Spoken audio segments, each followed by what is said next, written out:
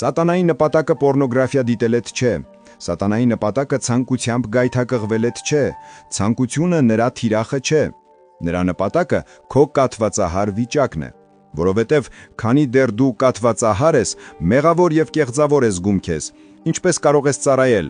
իսկ եթե նույնիսկ ծառայում ես, ներքուստ քեզ վատ ես զգում։ Նա քեզ հասցրել է հենց այնտեղ, որտեղ ցանկանում էր, եւ հիմա նա գիտի, որ իր համար սպառնալիք չես ներկայացնում։